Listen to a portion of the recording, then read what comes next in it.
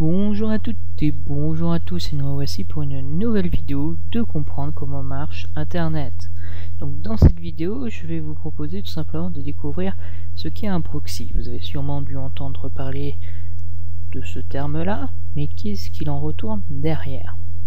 Alors, on va commencer par le début. Qu'est-ce qu'un proxy? Alors avant tout, j'aimerais commencer par dire que un proxy, ce n'est pas une machine particulière. Je sais qu'on a tendance par synecdoche à dire qu'un proxy, on voit une machine, on voit un serveur, on voit quelque chose. Non, un proxy, ce n'est qu'un simple logiciel. Logiciel que l'on va donc installer effectivement sur une machine, mais cette machine n'est pas forcément une machine spécifique. Cela peut être votre machine, cela peut être votre serveur, cela peut être votre routeur, ça peut être n'importe quoi. Il faut juste que ce soit une machine avec un OS capable de lancer un programme exécutable et que ce programme accessoirement soit compatible avec l'OS. Ça c'est assez trivial. Pour derrière ce fameux logiciel, du coup, qu'est-ce qu'il fait? Quel est son but? Son but, ça va être de servir d'intermédiaire entre vous et une autre machine. Par exemple, ici, j'ai tout simplement ma machine qui est ici, et je vais vouloir contacter cette machine-là. Ce que je vais faire, c'est que je vais utiliser un proxy, c'est-à-dire que je vais utiliser un intermédiaire. Donc quand je vais vouloir communiquer avec cet ordinateur-là, ce que je vais faire, c'est que je vais envoyer mon paquet au proxy. Le proxy va recevoir le paquet, il va voir que je veux communiquer avec lui. Et du coup, le proxy, il va créer un autre paquet qui va envoyer ensuite à lui. Je n'ai pas précisé, mais évidemment, cela marche dans l'autre sens, c'est-à-dire que ce PC, quand voudra me répondre, pour lui, la réponse émane de qui? La réponse émane du proxy, du coup, il va répondre au proxy, et le proxy va me retourner la réponse. En réalité, lorsqu'on parle de proxy, on parle d'un serveur proxy, effectivement, mais c'est le serveur dans le sens architecturel, encore une fois, et non pas forcément un serveur physique. Et surtout, on parle en français de serveur mandataire. En fait, on va mandater le proxy, on va lui demander de faire quelque chose, on va l'autoriser à faire quelque chose en notre nom, pour nous, mais il faut que ce soit lui qui fasse l'action. Là, c'est pareil, je vais envoyer un paquet à cette machine-là, mais je n'ai pas envie que ce soit moi qui le fasse, donc je vais mandater le proxy pour qu'il le fasse à ma place. Du coup, au final, on a vu qu'un proxy, ça sert à passer un paquet d'une machine à une autre. Du coup, on peut légitimement se poser cette question. Du coup, quelle est la différence par rapport à un routeur? Un routeur, c'est pareil, quand je vais vouloir accéder à un PC qui est sur un autre réseau, je vais envoyer mon paquet au routeur, et le routeur va tout simplement l'envoyer ensuite à la machine. Apparemment, c'est ce que tu sembles expliquer avec le proxy, Yann. Donc, quelle est la différence? Alors, il faut savoir que le routeur, il ne se contente que de transférer le paquet. Lui, il va le prendre, et peu importe le paquet, il va regarder la destination, il va regarder quel chemin il faut qu'il prenne, quelle interface réseau il va falloir qu'il prenne, et surtout, il va devoir mettre la destination. Ça peut être la machine sur le réseau ou bien tout simplement un autre routeur. Le routeur, lui, ne va toucher que 3 informations importantes sur le paquet. L'adresse MAC source, donc il va mettre son adresse MAC du coup. L'adresse MAC de destination, donc c'est ce que je vous dis, soit c'est l'ordinateur qui correspond à l'IP, ou alors il va tout simplement le mettre sur un autre routeur. Et le TTL, qui est le time to live, c'est en gros la durée de vie d'un paquet. Un paquet, il faut savoir qu'il ne va pas tourner en boucle pendant des années. Si par exemple vous mettez une mauvaise IP, un mauvais destinataire, ou que tout d'un coup vous êtes coupé d'internet et que du coup il n'y a plus aucun paquet qui peut vous arriver, le paquet il va pas tourner pendant des heures, voire une infinité. Il y a une durée de vie qui en fait correspond à des sauts entre routeurs, entre machines pour être tout à fait exact. Et en fait, à chaque fois qu'il va passer d'une machine à une autre, on va réduire ce qu'on appelle le TTL, donc le time to live, et quand ce TTL va arriver à 0, eh bien, le paquet va mourir, tout simplement. Et enfin, donc, aussi, lorsque vous allez envoyer un paquet, il va prendre une route, et cette route peut être totalement différente pour le chemin retour. Donc évidemment, si c'est le routeur, par exemple, si c'est votre box, c'est votre seul accès pour l'entrée sur votre réseau, donc forcément elle va passer là-dessus, mais vous ne pouvez pas garantir par exemple qu'un routeur quelconque du côté de Orange sera utilisé forcément pour le retour. Ça, vous ne pouvez pas le certifier. Alors qu'à l'inverse, un proxy travaille au niveau applicatif. Donc lui par exemple, contrairement au routeur, déjà il ne va pas se foutre du paquet. Il va notamment regarder quel protocole du niveau applicatif, donc par exemple HTTP, est-ce que c'est du SSH, est-ce que c'est du FTP, et là-dessus en fait derrière il va avoir différents services. Donc évidemment celui qu'on utilise le plus c'est le proxy HTTP. Pourquoi est-ce qu'il est application only, on va dire? Pourquoi est-ce qu'il a besoin de connaître le paquet après tout? Parce qu'il a besoin de savoir comment reproduire le paquet, parce que tout simplement, contrairement au routeur qui ne fait que prendre le paquet, le transférer en modifiant juste quelques petites informations, lui le proxy il fait carrément une nouvelle requête, il refait entièrement le paquet, et pour ça il faut bien qu'il soit capable de comprendre quel protocole utiliser et quel protocole au niveau applicatif. Donc évidemment maintenant on a des proxys qui sont suffisamment évolués et qui n'ont pas forcément cette limitation. Dans ce cas ça sera un ensemble de proxys, on peut dire ça. Mais voilà, normalement un proxy travaille sur le niveau applicatif, il est dédié à un protocole pour pouvoir recréer l'entièreté du paquet et le créer notamment entièrement. Et enfin, c'est vraiment une autre demande, si vous voulez. Vous faites une demande au proxy et le proxy va faire une autre demande, mais du coup lui il va se mettre en destinataire, enfin en émetteur. Du coup, quoi qu'il arrive, quand le serveur va vouloir répondre, il ne vous connaîtra pas vous, parce que c'est le proxy qui a fait la demande. Lui, il doit répondre au proxy, donc lui, il va passer par un chemin de routeur pour répondre à qui? Au proxy. Et ensuite, c'est le proxy qui va s'amuser à faire le chemin du retour jusqu'à vous. Donc vous pouvez être sûr que quand vous utilisez un proxy, le retour va forcément passer par le proxy. Simplement parce que le serveur source ne vous connaît pas.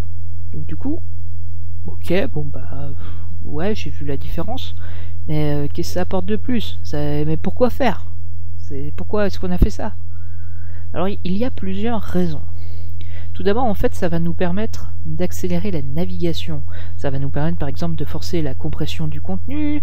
On va permettre de mettre en place un certain filtrage interne pour supprimer, par exemple, tout ce qui est contenu lourd, comme tout simplement le flash, les applets Java.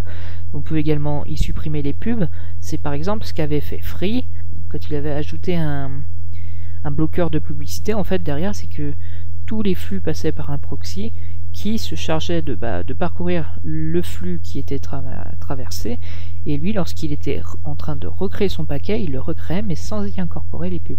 Mais surtout, le plus grand gain, c'est surtout que ça permet de mettre en cache certaines pages, certaines informations, certaines métadonnées, et qu'ainsi, en fait, lorsque vous allez faire plusieurs fois, par exemple, lorsque vous allez sur l'accueil d'un site web, ou voilà, en fait, au lieu d'aller directement chercher le contenu directement depuis le serveur, on va vous retourner tout simplement le cache, ce qui se trouve en cache.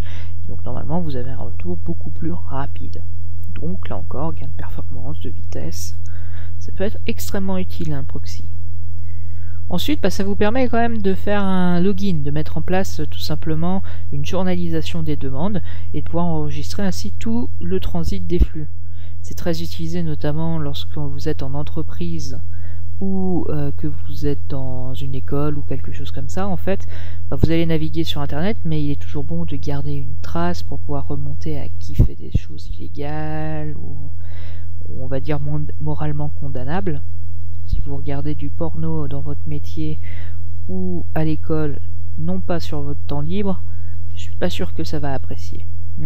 Pour pouvoir remonter, pour pouvoir voir qu'est-ce qui se passe et tout, il va bien falloir mettre en place une journalisation. Donc ça, on peut potentiellement le faire sur le routeur, mais si on oblige les gens à passer par un proxy, tout simplement en mettant le proxy entre le routeur, le premier routeur et leur réseau interne par exemple, et là ça va nous permettre d'avoir une historisation, une journalisation, avoir des logs tout simplement, avoir une trace. Aussi, ça va nous permettre de tout simplement filtrer les demandes pour encore accroître la sécurité de notre réseau. C'est littéralement, ici on va en rajouter une sorte de couche de pare-feu. On va tout simplement dire non, je ne veux pas par exemple que les utilisateurs durant les horaires de travail puissent accéder à Facebook. Si on force l'utilisateur à passer par ce proxy, le proxy il va recevoir une requête pour je veux accéder à Facebook, et lui au lieu de créer le paquet comme normalement on s'attend à ce qu'il le doit, il va être configuré pour ah non, je vois que l'adresse est Facebook, tu veux accéder à Facebook, je suis désolé, je le refuse. Donc voilà, après ça peut être aussi utilisé pour les sites pornographiques, ça peut être aussi utilisé par exemple pour vous interdire de télécharger des choses. Ça peut être utilisé pour plein de choses, pour par exemple filtrer le peer-to-peer, ou voilà, de mieux pouvoir contrôler qu'est-ce qui sort et qu'est-ce qui rentre de votre entreprise ou école, enfin bref, de votre réseau tout simplement. Et enfin, on a quand même une certaine anonymisation des requêtes, puisque tout simplement ce n'est plus nous qui faisons les demandes, mais c'est un intermédiaire, donc c'est le proxy. L'ordinateur cible, normalement, ne connaît que le proxy et du coup ne nous connaît pas nous. Normalement, parce que effectivement il y a certains proxys qui utilisent des techniques qui ne garantissent pas forcément la protection à 100% de votre identité. Là-dessus après c'est regarder un peu les critiques qu'il y a sur ce proxy, faites des tests, il y a des tests en ligne pour voir est-ce que on peut vraiment remonter ou pas jusqu'à vous en utilisant un proxy. Voilà. Inversement, l'anonymisation aussi permet par exemple de contourner un certain filtrage. Par exemple, j'ai pas accès à Facebook, donc ça veut dire que si j'envoie une requête à Facebook, le proxy de mon organisme va tout simplement dire ah non, ça c'est dans ma liste noire, je suis désolé, tu passes pas. Ok, mais si plutôt que d'aller sur Facebook, je vais aller demander à un proxy qui lui fasse une requête sur Facebook, je vais sortir, il va y avoir mon proxy de l'entreprise qui va me dire ah bon écoute, ça je n'ai pas sur ma liste noire, donc tu peux sortir. Du coup le flux il va aller sur notre proxy qu'on a demandé, le proxy il va faire notre requête sur Facebook et le proxy va nous retourner notre résultat. Là encore il va passer par le proxy de l'entreprise, il va dire toi je t'ai toujours pas dans ma liste noire, donc passe. Et du coup j'ai pu, malgré le filtrage qui a été fait, j'ai pu accéder au site que j'ai voulu voir, donc en l'occurrence Facebook. Donc l'anonymisation ça peut être bien pour filtrer, mais également pour contourner, on va dire, les filtrages mis en place. Parce que là, voyez-vous, même si je passe pas par le nom de domaine, même si je passais par l'IP ou quoi que ce soit, j'aurais toujours eu des difficultés à contourner le site, sauf que là, en fait, je vais tout simplement demander à un autre ordinateur de le faire pour moi. C'est le principe d'un proxy. Et c'est comme ça qu'on peut tout simplement éviter de se faire censurer de temps en temps. Ok, là ça m'a l'air d'être un truc un petit peu compliqué. Par exemple, normalement un proxy ça peut se configurer sur son navigateur, sur ses options web, je peux voir que je peux mettre un proxy, etc. Moi je me souviens quand je suis allé en entreprise, voilà, il y avait un paquet de configuration, un pack, il fallait que je le mette, que je fasse des bidouilles comme ça, alors que je sais pas, moi quand je vais sur internet et que je tape le free proxy et je tombe sur un site web, il me demande juste de rentrer une URL, je tape sur mon bouton et ensuite je suis envoyé là-bas. Alors oui, effectivement, normalement, quand on a un proxy, on va dire à l'ancienne, un proxy normal, qu'est-ce que c'est? Il va falloir se connecter sur une machine, sauf si on a un proxy en local, mais c'est très rare. Et pour cela, il va falloir renseigner notre proxy dans notre navigateur ou dans les options Internet. Sauf que exactement, comme vous l'avez dit, il y a une autre façon de faire, c'est tout simplement d'utiliser ce qu'on appelle des web proxies. Les web proxies, c'est tout simplement ce que vous avez dit, c'est-à-dire que c'est une page internet avec un champ pour rentrer l'URL. Vous avez peut-être des options pour encrypter l'URL, accepter les cookies, le JavaScript, le Flash, etc. Voilà. Et vous faites OK, envoie-moi là-dessus. Et lui, derrière, par différentes mécaniques, en règle générale c'est de l'Ajax, il va aller taper sur le serveur cible et va vous retourner le résultat. Ça, c'est ce qu'on appelle des web proxies. Alors l'avantage de ces web proxies, c'est que c'est extrêmement simple à utiliser. On va sur le site web, on rentre l'URL et c'est tout. Mais par contre on est plus limité, notamment en règle générale, par exemple il n'accepte pas qu'on passe par du HTTPS, généralement tout ce qui est flash, etc. C'est censuré, donc quand on veut aller sur YouTube c'est compliqué. En plus généralement comme c'est utilisé par des requêtes Ajax ou quoi que ce soit, quand on va sur une page qui elle-même appelle de l'Ajax, elle va tenter de faire des chemins potentiellement relatifs qui du coup ne sont plus bons, parce que dans notre URL on n'a plus le site web, on a tout simplement l'adresse de notre proxy. En règle générale, il protège beaucoup moins votre identité qu'un vrai proxy logiciel, on va dire. On pourrait également se demander comment est-ce que ça marche. C'est très simple, en fait, ces derniers sont gratuits, et donc ils fonctionnent grâce à la publicité. Donc généralement, lorsque vous faites ça, en plus, ils vous rajoutent une couche de pub, ou bien vous pouvez payer effectivement parfois pour ne pas avoir de pub. Et aussi, alors il faut faire attention, ça c'est quand même une mise en garde que je vous fais, c'est que certains proxys seront entièrement gratuits. Pourquoi? Parce qu'en fait derrière ils espèrent subtiliser vos mots de passe. En fait derrière ils vont enregistrer ce que vous faites et ils vont voir, vous avez essayé d'accéder, je sais pas, par exemple à la caisse d'épargne via un proxy. Je vois que vous avez tapé un petit numéro de compte qui ressemble à un numéro, un identifiant client, et tiens, ça pourrait être un code de sécurité. Ah bon, moi je prends, regarde, vas-y, je te sers de proxy gratuit, vas-y, c'est génial, vas-y, c'est bon, j'ai récupéré, voilà, maintenant il ne me reste plus qu'à me connecter à votre place et à voir un peu ce que je peux faire avec quelques petits virements. Donc voilà, soyez quand même, n'allez pas sur des sites sensibles avec un proxy. Vous pouvez vous dire, oui, mais comme ça, ils savent pas qui je suis, etc. Alors déjà, si vous voulez rester anonyme, c'est totalement idiot d'aller sur un espace qui vous demande de vous identifier, hein, sans vouloir. Sauf si parfois, évidemment, vous n'avez pas le choix, c'est pour éviter justement une censure, un filtrage. Mais franchement, n'utilisez pas les web proxys pour des trucs sensibles. Comme vous connectez à une banque, vous connectez même à une webmail, c'est sensible pour moi. Donc voilà, j'espère quand même que cette présentation qui touche à sa fin, du coup, vous a permis de mieux comprendre ce qu'est un proxy. Un proxy, c'est juste un intermédiaire qui va prendre un paquet, qui va entièrement en recréer un autre, avec une demande identique évidemment, et qui va ensuite faire sa demande de son côté avec lui, entité propre, auprès de votre cible. La cible, elle va répondre au proxy, parce que officiellement c'est le proxy qui a fait sa demande, et ensuite elle va vous transmettre la demande.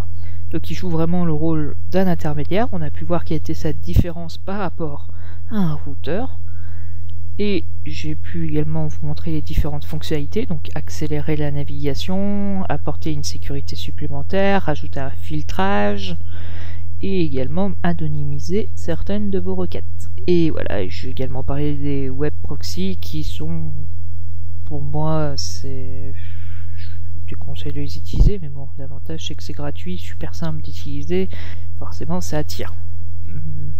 Mais voilà, derrière, publicité, derrière on est limité, derrière on peut potentiellement nous voler des mots de passe, etc.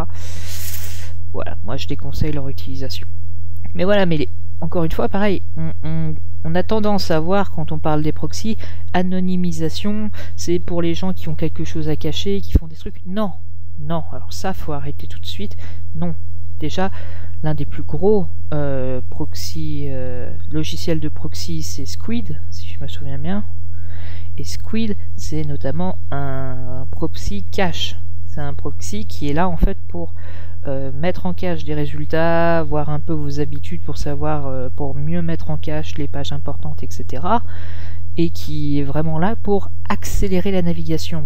Le but du Squid, c'est vraiment accélérer votre navigation. Et pour moi, mais ça, c'est pas néfaste.